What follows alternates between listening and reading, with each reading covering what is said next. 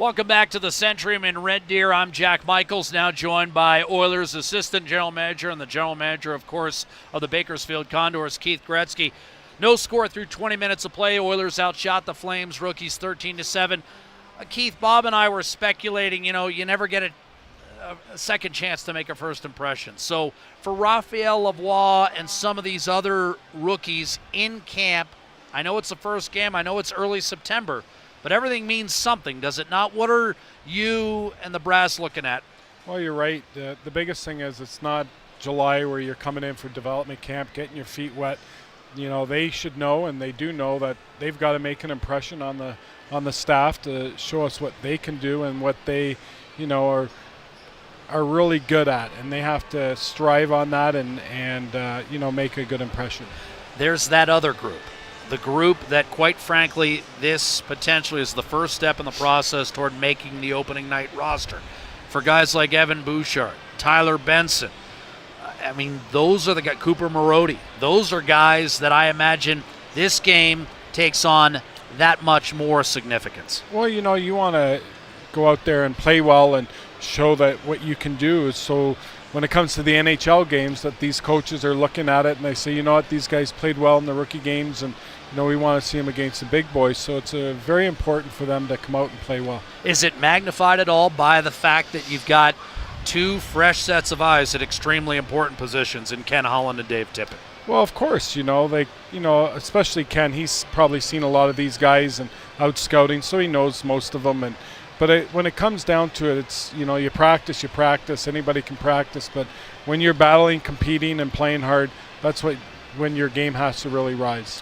That first period, Evan Bouchard looked a lot like a guy who's had a lot of experience already in a short career. He played at virtually every level there is in hockey last year, and he looked, for me, especially poised in his own end. Not necessarily slowing the game down, but controlling the game.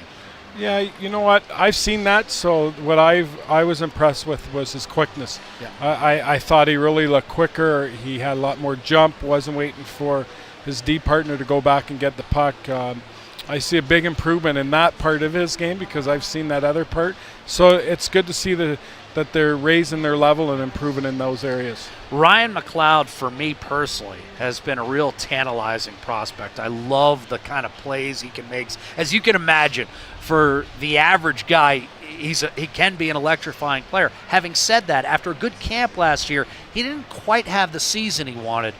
What are you looking for from him in the next couple of weeks? Well, you saw in the first period, I thought he really supported the puck well, made smart plays, he used his speed. I thought he started getting his nose in there and getting dirty and playing hard and competing, and that's what he really has to improve on for me. And biggest thing, too, is shoot the puck. You saw a couple of times I thought, he overlooks and, get it and rifle that puck. Cooper Marody. He's a guy that's a little bit more of a polish tool, having played, obviously, at an NCAA Division I program. He was a workhorse for Bakersfield last year and, of course, got some NHL games. What's his last hurdle to making the big club permanently? I think the quickness, and I see him that he's getting a little quicker. I think he's really in great shape.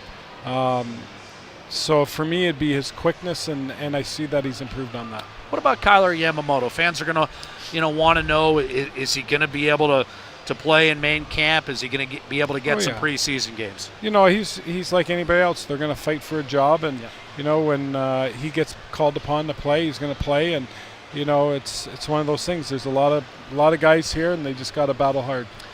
Is there a guy or two, and this might be putting you in a bind, but there's always the usual suspects, the guys like Bouchard and Benson that people are constantly wondering, well, what do they need to do to make the big club?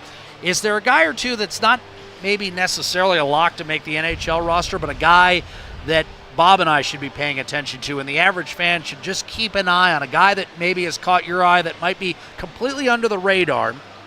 I don't see it like that. I see it's whoever comes out, and it's every game. It's not going to be one game or a period and a half. It's coming out and playing hard. Every game that you have a chance to play in the exhibition games, you're going to earn a job. Well, and speaking of earning a job, I guess the guy that comes to mind immediately in that category was Logan Day from last year. Yeah. You see the offensive skill, and he looks quicker too. His skating in a year has really jumped up, and his D-zone play has really improved. I think Dave Manson did a great job with him last year in Bakersfield. So, you know what? You never know. Has there been much of a transition for you?